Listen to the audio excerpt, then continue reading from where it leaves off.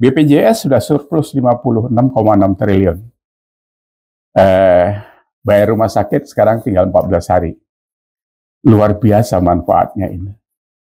Ini kalau tidak dikerjakan pemerintah yang pro rakyat, harus didengar ya, pemerintah yang pro rakyat. Ini juga kaitannya nanti kepada kelanjutan penerus Pak Jokowi. Jadi kalau tidak ada pemerintah, tidak ada tanda-tanda orang itu pro rakyat, lu jangan pilih gitu. Karena itu akan menyesatkan kita nanti, akan menyulitkan kita. BPJS ini salah satunya. Saya pernah mengikuti salah satu rumah sakit di Surabaya, itu jam 3:30 pagi sudah 500 orang ngantri di situ. Nah sekarang ada di dalam undang-undang juga yang saya baca itu, IGD sudah tidak boleh main-main lagi. Kalau ada kesengajaan penelantaran pasien, kepala IGD-nya itu bisa kena hukuman 10 tahun. Ini serius pemerintah ini.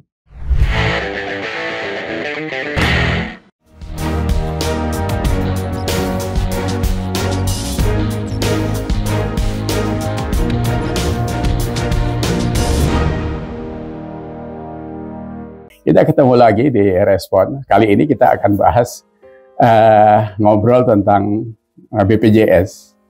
Karena ini ada kaitannya dengan apa yang sudah kita usahakan, khususnya tentang Undang-Undang Kesehatan yang sudah disahkan pemerintah kemarin itu. Itu tidak terlepas dari tulisan kita yang di-share kemana-mana itu akhirnya menjadi viral, itu menjadi dorongan termasuk Kementerian Kesehatan juga terdorong oleh isu yang beredar di masyarakat itu. Perbandingan bagaimana kita berobat ke luar negeri, kemudahan-kemudahan yang didapat, kualifikasi dokter di luar negeri. Walau bukan berniat mengecilkan dokter di sini gitu. Tapi karena memang kenyataannya kalau sampai 2 juta orang Indonesia berobat ke luar negeri dengan 163 triliun devisa melayang keluar, kata Pak Jokowi itu, ya ini memang merugikan negara begitu lama. Gitu. Makanya kita bereaksi dan alhamdulillah memang Undang-Undang Kesehatan bisa direvisi. Dan kemarin kelihatan kan waktu di Kompas TV, diwawancarai Rossi, ketua ID-nya, pelongo-pelongo, nggak bisa jawab yang jelas sebenarnya untuk apa ID itu ada gitu. Jadi ID itu ada kan sejak Oktober tahun 1953. Gitu. Kalau sampai sekarang umurnya 73 tahun. Untuk apa diadain di Indonesia kalau nggak ada manfaatnya? Gitu. Jadi itu yang sudah kita sampaikan dalam tulisan Facebook yang lalu. Nah, ini sekarang kalau responnya sudah dilakukan pemerintah, undang-undangnya sudah keluar, ada beberapa yang kemarin saya tangkap, termasuk komentarnya Bang Hotman Paris, yang katanya ini bagaimana nanti dokter Indonesia kalau dokter asing boleh praktek di sini. Mungkin Bang Hotman salah melihat kacamatanya, angle-nya beda dengan kita.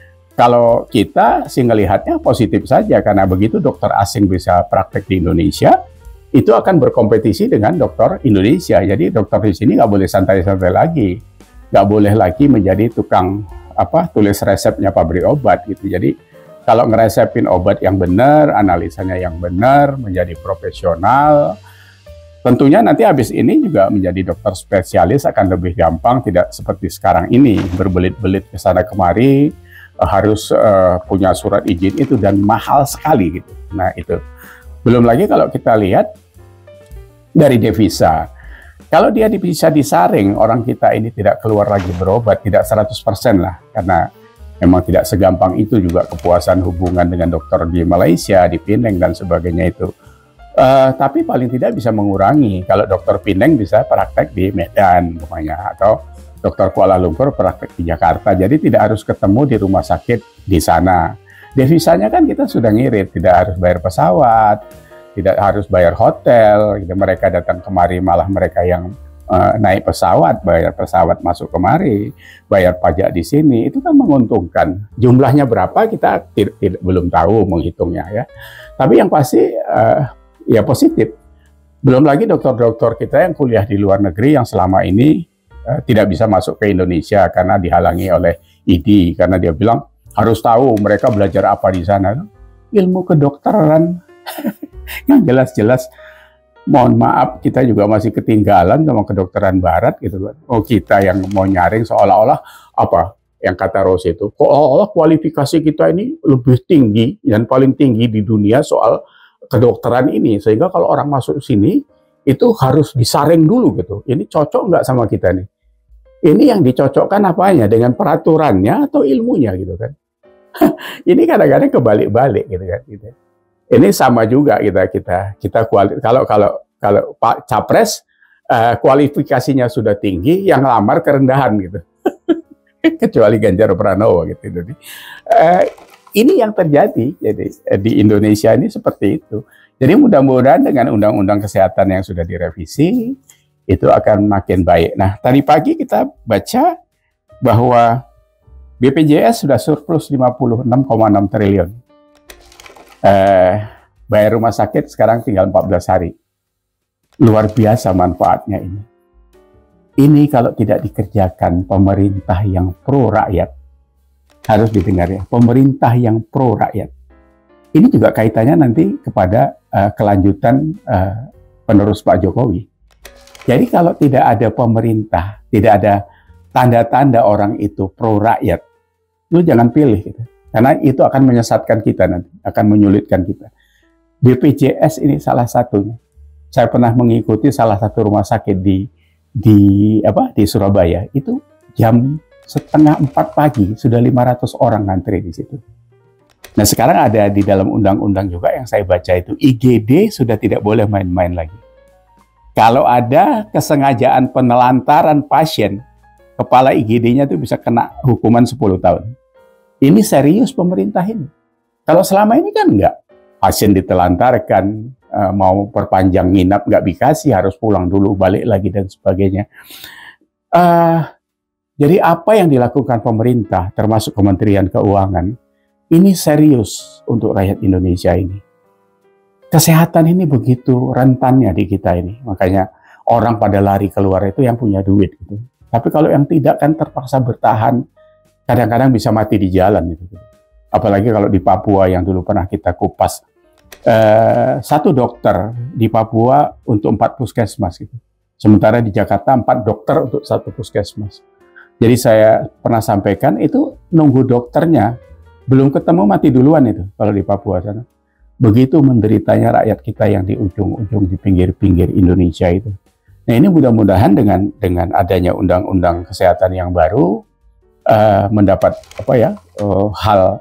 ada cahaya cerah yang datang untuk kesehatan Indonesia ini. Jadi kita harus acungi jempol Pak Menkes, Pak Budi Gunadi. Semoga Anda selalu sehat, Anda selalu diparengi tidak putus asa menghadapi banyak rintangan di dalam mengurus negara ini, Pak.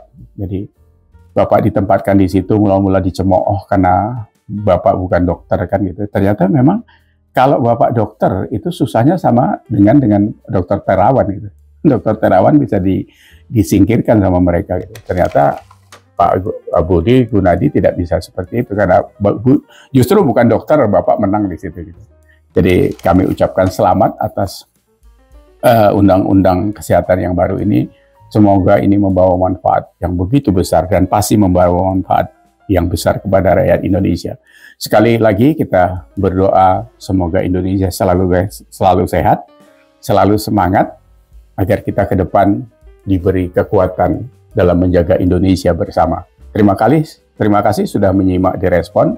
Sampai ketemu di lain isu yang perlu kita sampaikan. Terima kasih. See you.